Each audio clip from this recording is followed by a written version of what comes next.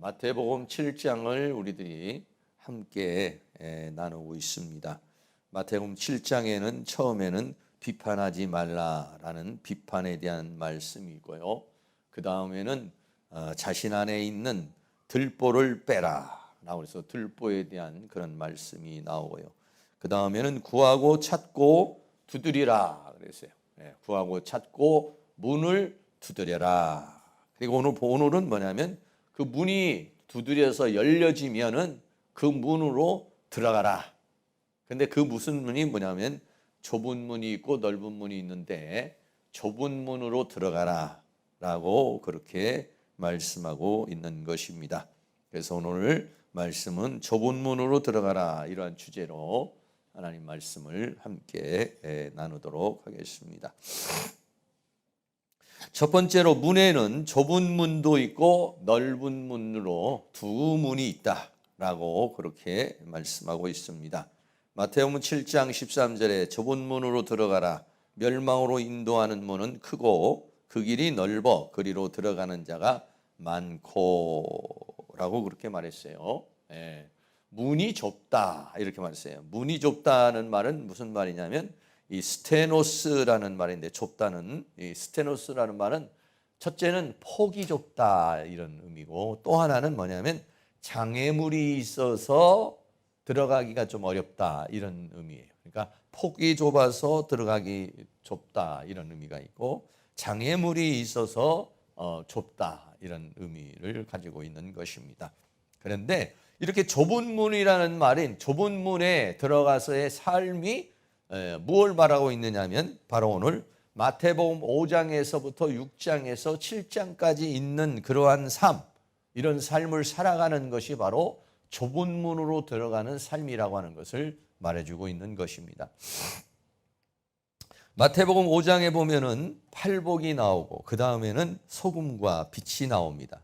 그리고 행하며 가르치는 자가 나오고 형제와는 화목을 하고 간음하지 말라고 그랬고 원수는 사랑하라고 그랬고 핍박자를 위하여는 기도하라고 그랬고 그리고 너희는 하나님의 온전하심처럼 너희도 온전하라. 이게 우리의 인간의 죄악의 속성으로 봤을 때는 좁은 문이라는 거예요. 너무 힘들다는 거예요. 너무 어렵다는 거예요. 원수를 사랑한다는 거 얼마나 어렵습니까? 굉장히 어렵습니다. 그리고 핍박자를 위해서 기도한다는 거 얼마나 어렵습니까? 그리고 하나님의 말씀을 입으로만 말하지 않고 행함으로 가르치고 행함으로 살아가는 것, 이런 모든 것들이 듣기에는 좋고 말하기에는 너무 좋아요. 영 안에서 가난한 자는 복이 있나니 천국이 저희 것입니다. 애통하는 자, 화평하는 자, 이런 팔복에 이르는 것들이 얼마나 좋은 것들이에요. 멋있는 것들이에요. 아름다운 것들이에요. 그런데 그것을 이루며 살아가는 삶은 얼마나 어려운지 모릅니다.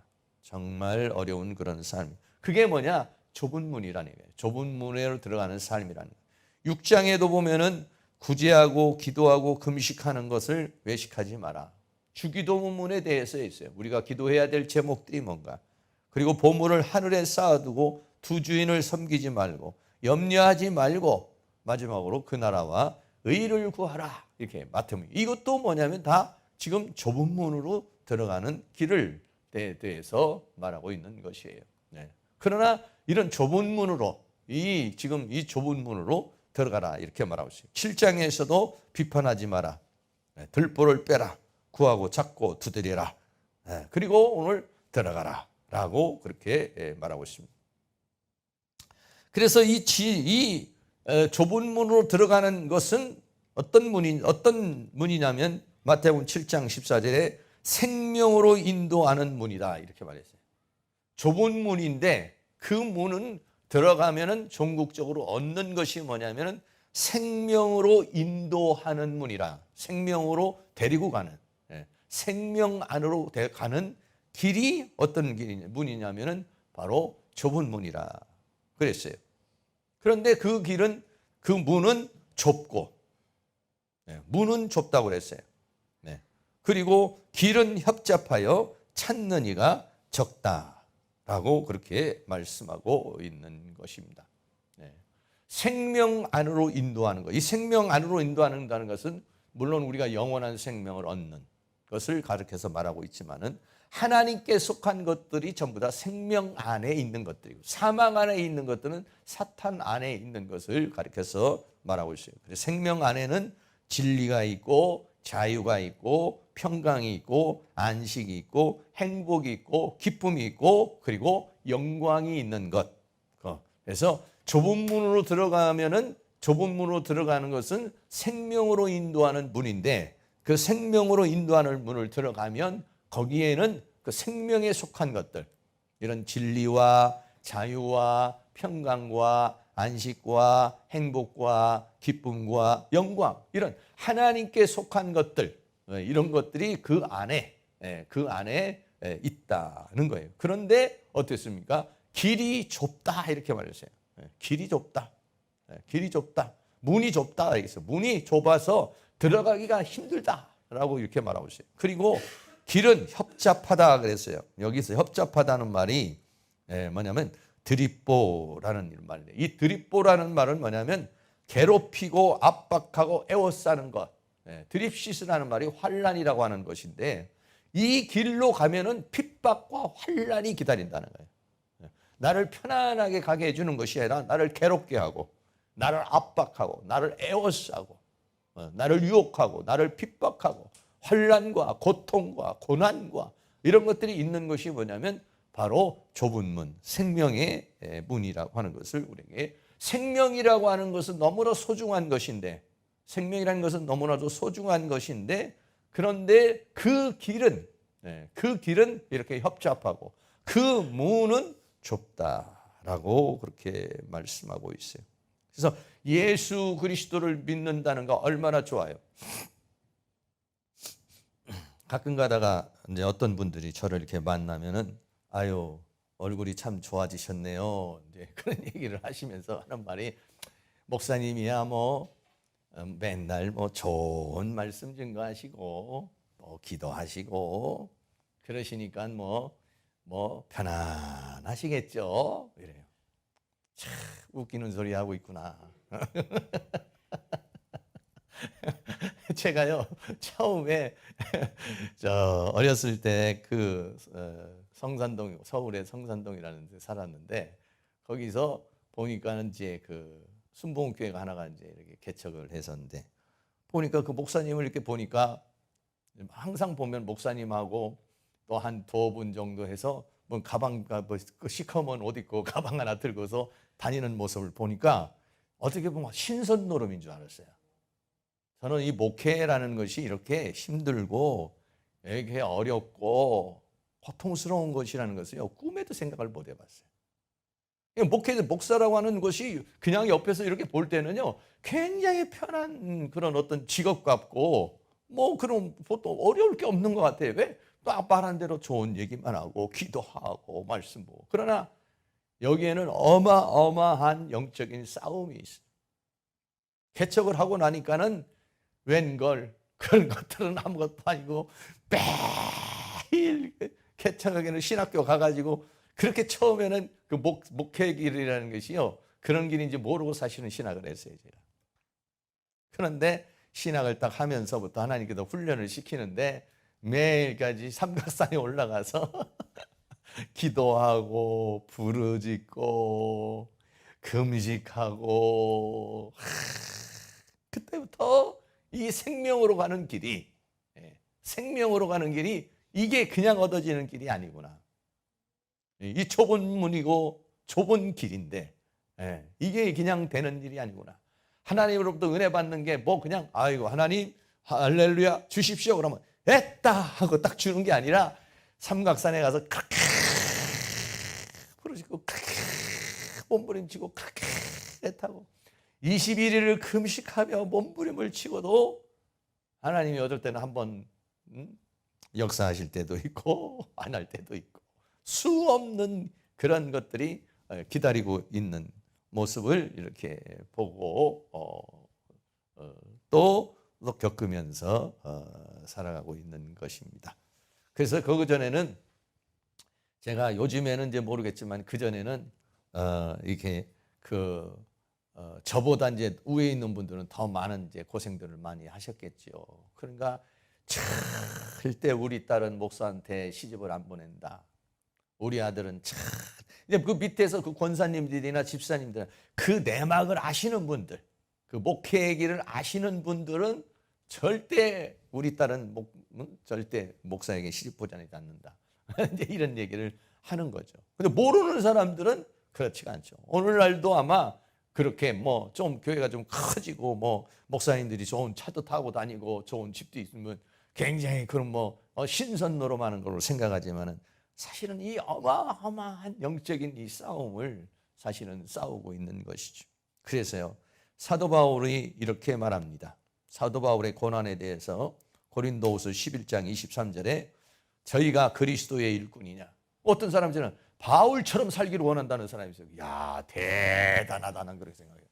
바울처럼 그렇게 꿈이죠, 사실. 근데 바울처럼 살아가려면 이렇게 저희가 어떻게 하냐면요, 내가 수고를 넘치도록 하고 옥에 갇히기도 더 많이 하고, 그러니까는 여러분이 깜빵을 왔다 갔다 해야 되고, 그리고 아주 수고를 넘치도록 그냥 좀 목사님 수고하셨습니다가 아니라 정말 수고를 아주 넘치도록 해야 되고 매도 수없이 맞아야 돼. 이게 그냥 바울이 막 그냥 귀신이 쫓아내고 막 그냥 능력을 행하니까 사도 바울이 가는 곳에는 엄청난 영광이 있고 그냥 바울이 가는 곳곳마다 놀라운 역사가, 그렇게만 생각하는데 매도 뭐라고 했어요? 수없이 맞았다고 그래요. 수없이. 네. 죽을 뻔도 여러 번 했다는 거예요. 여러 번 죽을 뻔했다는 거예요. 그러니까는 이 좁은 길이라고 하는, 이 좁은 문이라는 이 문의 길은 생명이고 영광이지만, 그러나 그 길은 협잡하다.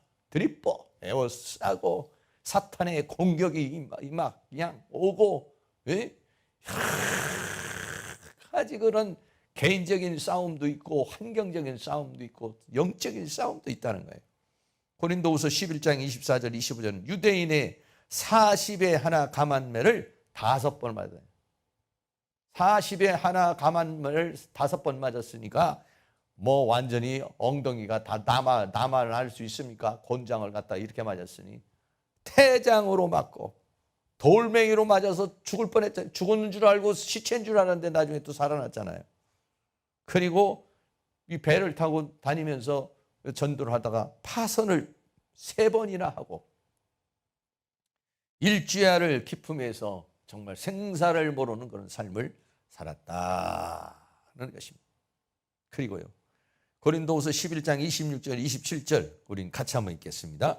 여러 번 여행의 강의 위험과 강도의 위험과 동족의 위험과 이방인의 위험과 시내의 위험과 광야의 위험과 바다의 위험과 거짓 형제 중의 위험을 당하고 또 수고하며 애쓰고 여러 번 자지 못하고 줄이며 목마르고 여러 번 굶고 춥고 헐벗었노라.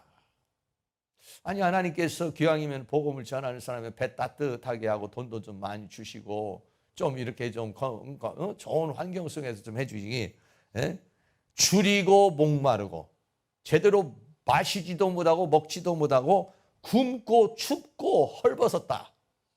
제대로 잠자리를 갖지도 못했다는 얘기죠. 헐벗었다는 건 뭐예요? 옷도 제대로 입지를 못했다는 거 아니겠어요? 저도 좀 이렇게 불평이 나오려고 그러면 하나님 앞에 좀 불평이 나오려고 그러고 좀 나도 좀 고난의 터널이 길다 이런 생각을 하려고 그러다가 또 사도 바울의 이런 모습을 보면은요, 여기에 해당되는 게 별로 없어요. 그렇게 많지 않아요. 제가 언제 매를 맞아본 적이 있습니까? 조금 이렇게 안 좋은 소리는 들어봤어. 막 부흥회 하다가 와서 경찰이 왜 막 스피커 끄라고 나든지 동네에서 뭐라고 그러고 이러는 것도 있고, 옛날에 막 포스터 같은 거 붙여놓으면은 이거 띄라고 말해요. 이런 정도는 들어봤어도 그렇게 감옥에 가고 매를 맞고 위험이야. 맨날 위험이야. 이게 강도의 위험, 광해의 위험, 동조의 뭐 얼마나 위험이 도사리고 있는지 몰라요. 그러니까 늘 목숨이 이게 언제 어느 게 어떻게 죽을지도 모르는 거야. 그렇잖아요. 지금이야 뭐 그냥 이렇게 차가 있고 뭐 이렇게 교통이 편하지만은 당시에는 막 산을 넘어야 되고 길을 넘어야 되고 뭐 또는 사막을 가야 되고 뭐 그냥 바다를 건너야 되고 수많은 위험 속에 있었다. 예. 그래서 이게 뭐냐면 좁은 길이라는 거예요. 협잡하다는 거예요. 예. 좁은 문이고 좁은 길이라는 것입니다. 그러나 생명길이라는 것이고 영광의 길이라는 것입니다. 히브리서에서는 뭐라고 말했습니까? 히브리서 11장 36절, 37절도 같이 한번 있습니다. 또 어떤 이들은 희롱과 채찍질뿐 아니라 결박과 옥에 갇히는 시험도 받았으며 돌로 치는 것과 톱으로 켜는 것과 시험과 칼에 죽는 것을 당하고 양과 염소의 가죽을 입고 유리하며 궁핍과 환난과 학대를 받았으니 희롱당하고 조롱당하고 채찍질 맞고 결박당해서 옥에 갇히고 돌멩이로 맞고 또 어떤 사람은 톱으로 켜서 썰어서 죽이고 사람을 칼로 죽이고 그리고 양과 염소의 가죽을 입고 제대로 뭐 입지를 못하고 유리하며 궁핍과 환난과 학대를 받았다 이렇게 말하셨어요. 그뿐입니까? 히브리서 11장 38절에 이런 사람은 세상이 감당치 못하다. 저희가 광야와 산중과 암열과 토굴에 유리한 하여 집 있는 것만 해도 다행인 줄 아세요. 집에서 사는 것만 해도 다행인 줄 아셔야 돼요. 우리는 이 사람들은 집이 없어. 방이 없 집이 없어요. 광야에서 자고 산중에서 자고 암열이나 뭐 돌멩이 있는 데나 뭐 토굴이나 이런 데서 유리하며 살았다는 거예요. 왜? 제대로 이 도시 생활을 못하는 거예요. 문화 생활을 못하는 거예요. 맨날 쫓겨다니는 것이고 핍박을 당하고 박해를 당하니까 그러니까 이런 삶을 살았다는 거예요. 이게 뭐냐? 좁은 문이라는 거예요. 좁은. 이게 뭐냐? 협잡한 길이라는 거예요. 그리고 세상에서 믿는 자는 예수님께서도 말씀을 하셨습니다. 요한복음 16장 33절에 이것을 너희에게 이름은 너희로 내 안에서 평안을 누리게 하려 함이라. 세상에서는 너희가 환난을 당한다 이렇게 말했어요. 이 세상에서 우리가 편하게 살려고 그러는 이 자체가 우리는 잘못된 생각이라는 거예요. 이 세상의 구조 자체가 편안할 수가 없는 거예요. 편안할 수가 없어요. 첫째는 하나님께서 우리를 하나님의 사람으로 만들기 위해서 우리를 트레이닝 시키는 것이고 또 하나는 원수 마귀가 우리를 그냥 두지를 않아요. 그 속에서 끊임없이 우리를 공격을 하니까 세상에서는 너희가 환난을 당한다 라고 그랬어요. 또 고린도후서 4장 8절 9절에서는 우겨쌈을 당한다고 그랬어요. 여기도 같이 한번 있습니다. 우리가 사방으로 우겨쌈을 당하여도 쌓이지 아니하며 답답한 일을 당하여도 낙심치 아니하며 핍박을 받아도 버림바 되지 아니하며 거꾸로 뜨림을 당하여도 망하지 아니하고. 이 말씀은 사방으로 우겨쌈을 당하니까 뭐 이런 문제 저런 문제 막 육체적인 거 정신적인 거 영적인 거 막 환경적인 거 답답하세요 요즘에? 저도 어떨 땐 답답할 때가 많아. 답답한 일을 당하고 또 핍박을 받고 거꾸로 뜨림을 당한다는 것은 땅에 팍 쓰러져 버리는 거예요. 그냥 쓰러져 버리는 그런 삶이에요. 그런데도 사방으로 우겨쌈을 당하고 답답한 일을 당하고 핍박을 당하고 거꾸로 뜨림을 당하여도 그래도 이겨낼 수가 있다 이거예요. 왜 그러냐면 내 안에 고린도후서 4장 7절에 보배를 가지고 있다. 그 질그릇 같은 나 안에 보배이신 예수님이 계시기 때문에 그분의 능력으로 이 모든 것들을 답답한 일을 당하고 핍박을 받고 거꾸로 뜸을 당하여도 거기에서 하나님이 건져주시고 보호해 주셔서 그래서 우리가 승리의 삶을 살게 해 주신다는 것이죠. 그렇지만은 우리가 그런 육체적으로 고통을 그를 겪는 것은 어쩔 수가 없는 것이다 이런 얘기예요. 그래서 마태복음 7장 14절에 찬더니가 적다 이런 거죠. 네. 생명으로 인도하는 문은 좁고 길이 협잡하여 찬더니가 적다. 네. 그렇게 살려고 그러질 않는다는 거죠. 그걸 선택하지 않는다는 거예요. 생명이라도 영광이 있다 할지라도 그것을 거기에 대한 확신이 없이는 그것을 선택하지를 않는다는 것입니다.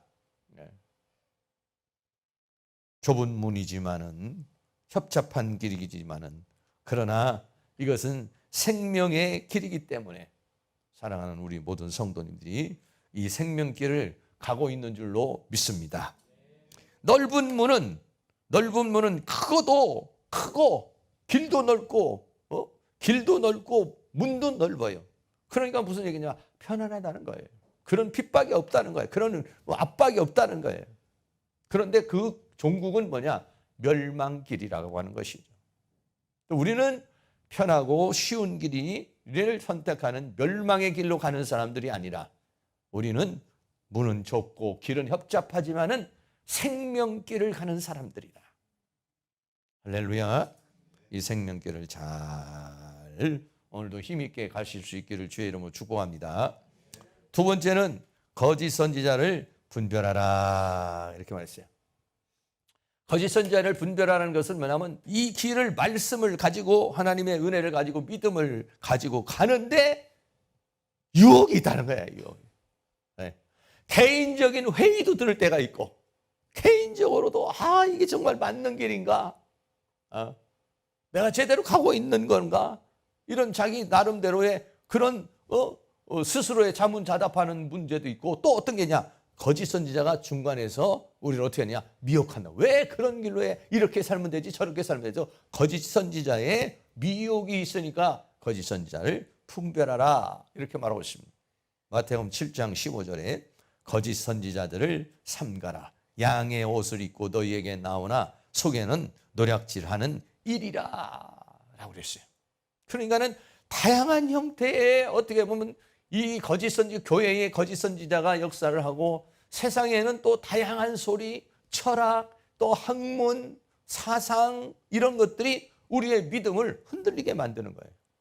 이 생명길을 가게 하는데 우리들을 흔들리게 하는 요소들이 우리들 가운데 있고 그리고 바울이 많은 그 교회들을 세워놨지만은 바울이 다 가서 복음을 전해줬지만은 바울이 가고 난 다음에는 이 거짓 선지자들, 사탄이 이 거짓 선지자들 보내가지고 교회를 흔들리고 그리고 진리를 왜곡시키고 교회를 깨뜨리는 그런 역사를 했다. 그렇기 때문에 어디냐? 이 거짓 선지자를 삼가야 된다라는 것입니다.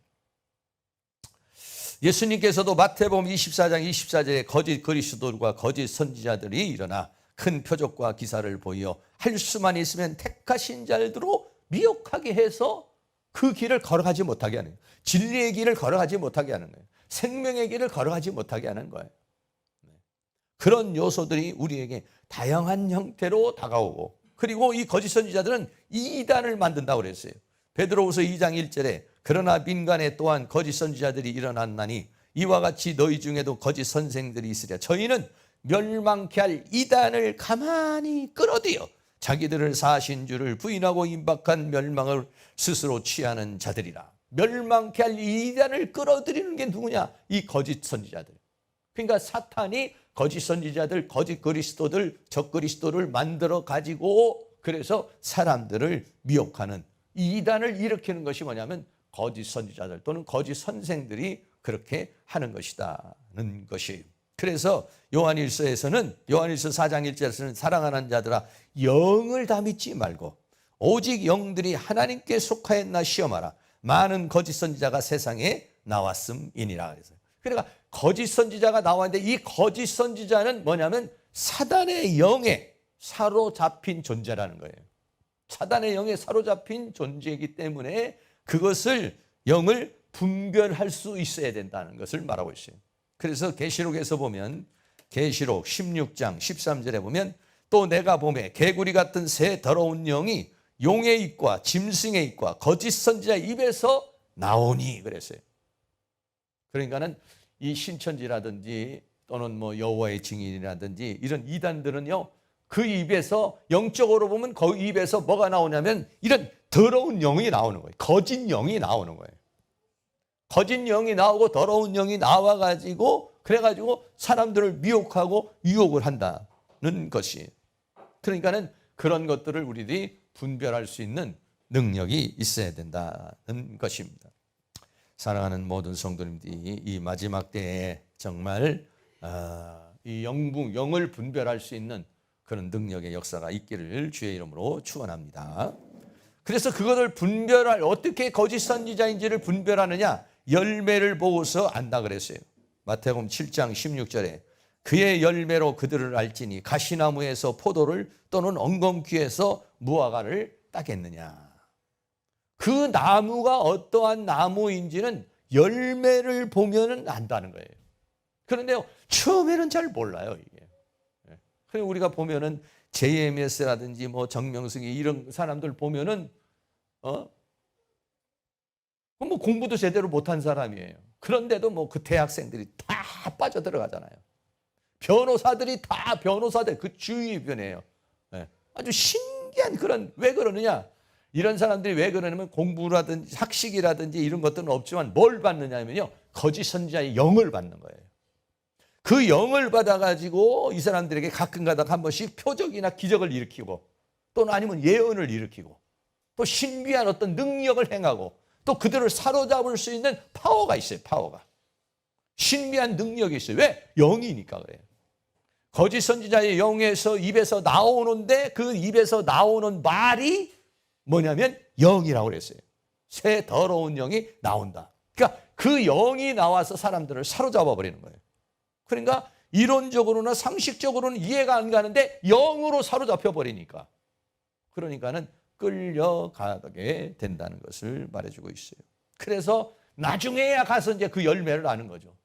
결국은 이제 이만희가 이제 죽어봐야 이제 아는 것이죠. 근데 뭐 벌써 우리들 믿음의 눈을 가지고 있는 사람들은 알 수 있지만은 그 안에 있는 사람들은요, 분별을 못 하는 거죠. 열매로 그들을 알지니 가시나무에서 포도를 딸 수가 있겠느냐? 엉겅퀴에서 무화과 나무를 딸 수가 있겠느냐?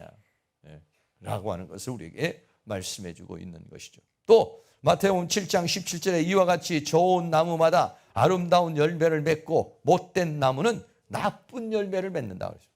그러니까 우리는 나무를 볼 수 있는 눈이 있어요. 나무를 볼 수 있는. 그 사람의 어떤 외적인 모습이라든지 말이라든지 행동이라든지 이런 것을 보면서 그 사람의 본질을 볼 수 있어야 된다. 그런데 껍데기만 보고 알맹이를 제대로 파악을 못하는 거예요. 그러면은 속는 것이죠. 그러면 넘어가는 것이죠. 그러면 문제가 생기는 것이죠. 그래서 좋은 나무마다 아름다운 열매를 맺는데 이 사람이 진짜 좋은 나무인지 이게 못된 나무인지, 좋은 나무는 아름다운 열매를 맺을 수밖에 없어요. 못된 나무는 나쁜 열매를 맺을 수밖에 없어요. 그러니까 그거를 분별할 수 있어야 된다는 것이죠. 우리 사랑하는 모든 성도들이 그걸 분별할 수 있는 은혜가 있기를 주의 이름으로 축원합니다. 저도 그 분별하기가 쉽지는 않아요. 이렇게 겉으로 볼 때는 저 사람 괜찮아 보인다, 좋아 보인다. 나중에 외적으로 봤을 때 좀 그렇게 생각했는데 좀 사귀어보고 좀 관계를 맺어보면은 영 그렇지 않은 사람이 있어요. 또 어떤 사람은 그냥 겉으로 봤을 때 좀 이렇게 무관심하게 지낸 사람이 있는데 나중에 보면은 그 내면이 아주 충실하신 그런 분들이 있어요. 그러니까 어떻게 보면 우리가 기도 많이 해서 그런 거를 분별할 수 있는 그런 분별의 능력이 주어져야 되겠죠. 좋은 나무라고 하는 것은, 여기 좋다라고 하는 것은 아가도스라는 말은 뭐냐면 선한 거예요. 선한 거. 선한이란 뜻이고 아름다운 열매를 맺는다는 건 칼로스라는 건데, 그러니까 선한 나무에서는 아름다운 좋은 그런 열매를 맺을 수밖에 없다는 것이죠. 또 못된 나무 했을 때 이 못되다라고 하는 것은 사프로스라는 말은 썩은 거, 나쁜 거. 다시 말하면 이거는 뭐냐면 사단에 속한 것을 말하는 것이에요. 이런 나무는 어떠냐? 나쁜 열매를 맺는다. 나쁜 열매라는 이 포네로스라는 말은 악한 것을 가리고 악이 나온다는 거예요. 그러니까 하나님 쪽에 속한 사람들은 선이 나오고 사탄에게 속한 것들은 뭐가 나오냐면 결국은 악이 나온다는 것이에요. 그러니까 이 사람이 어디에 속해 있는가? 네. 무슨 그 사람의 말하는 것이나 행동하는 것이나 이것을 보고서 그 사람의 본질을 분별할 수 있어야 된다는 거예요.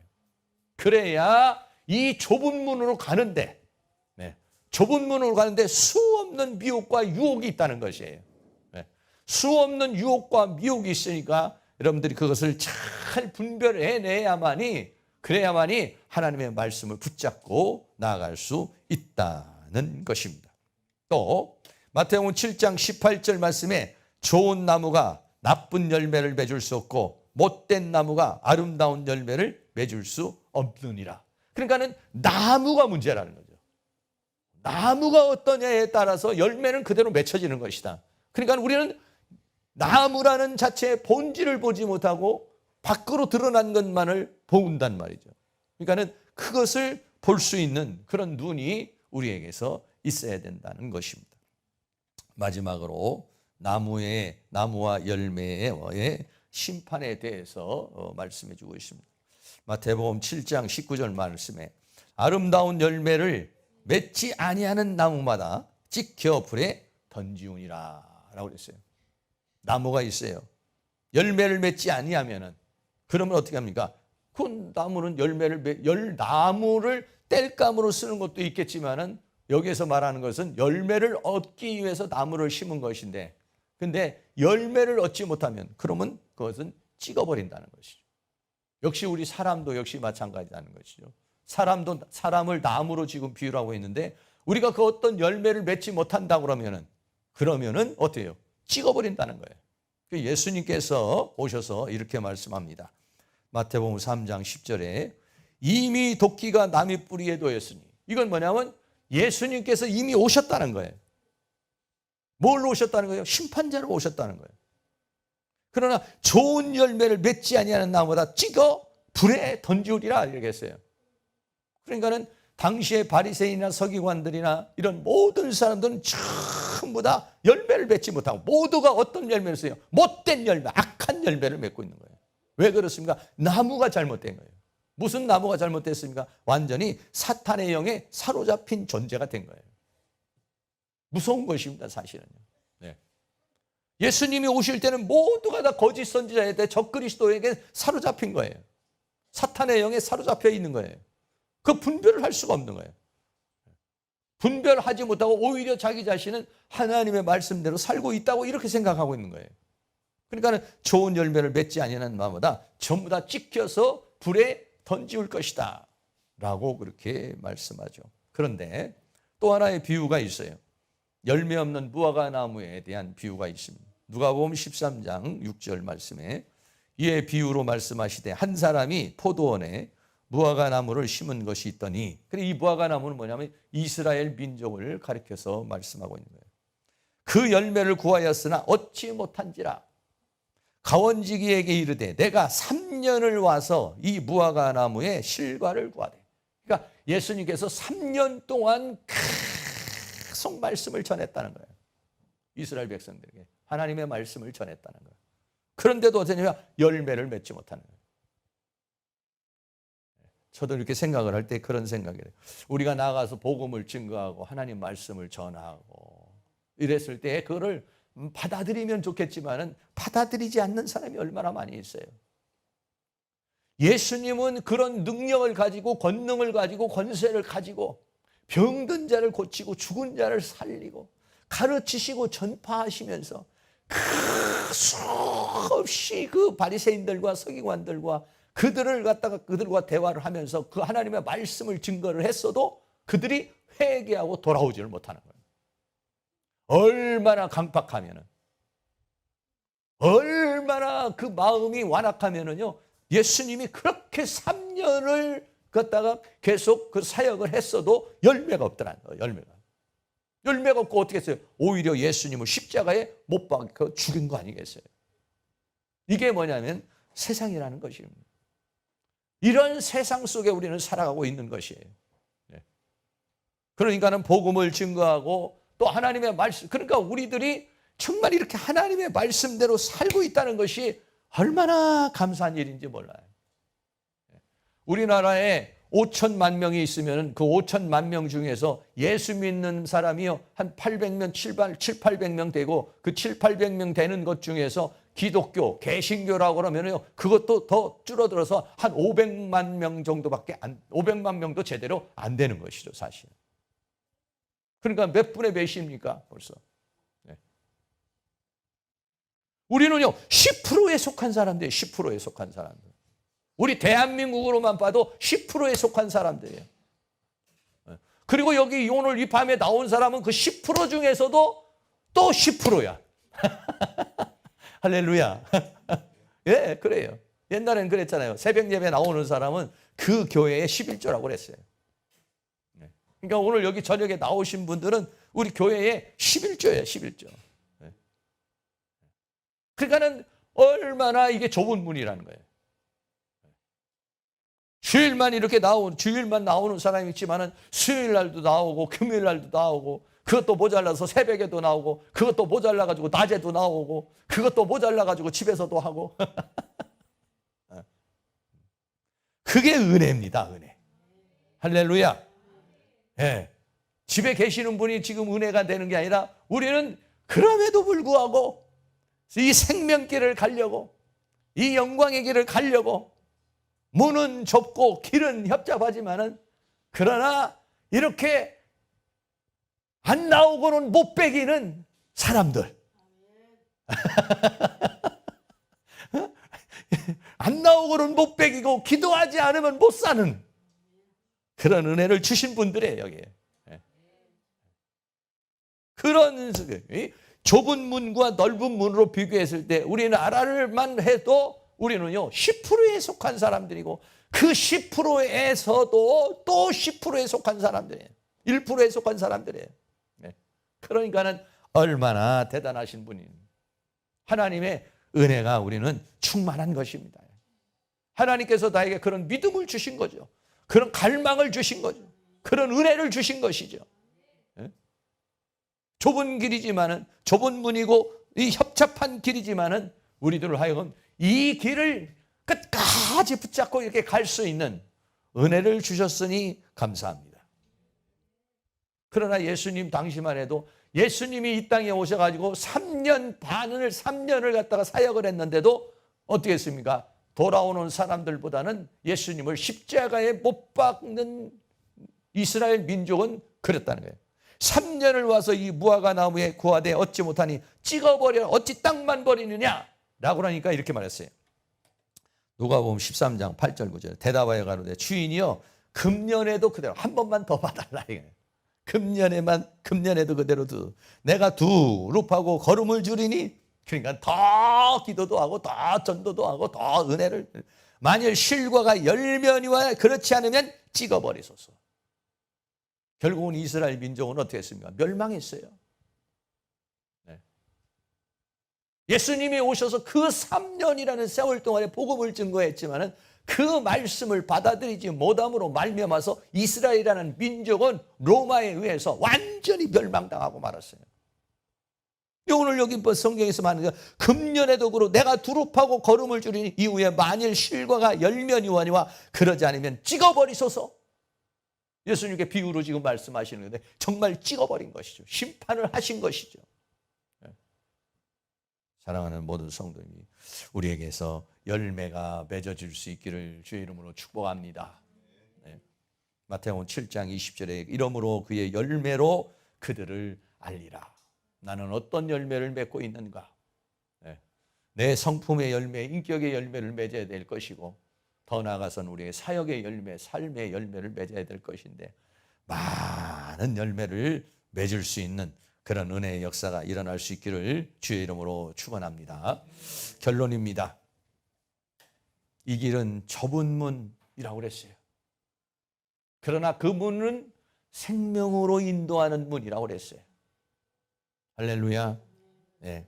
거짓 선지자들은 또 이 세상은 우리를 유혹하고 핍박하고 또 우리를 다양한 형태로 우리를 그 길을 가지 못하게 만들고 있습니다. 이 길을 여러분들이 잘 뚫고 나가시고 또 힘들고 어려울 때마다 우리 선진들의 사도 바울의 그 세계 믿음의 사람들의 가신 그 길을 다시 한번 보면서 나만 겪는 고난이 아니고 하나님의 섭리와 경륜 속에서 주어진 그런 모든 길을 잘 살피면서 힘있게 능력있게 승리하며 살아가실 수 있기를 주의 이름으로 축원합니다. 찬양하겠습니다. 비바람이 앞길을 막아도 나는 가리 찬양합니다.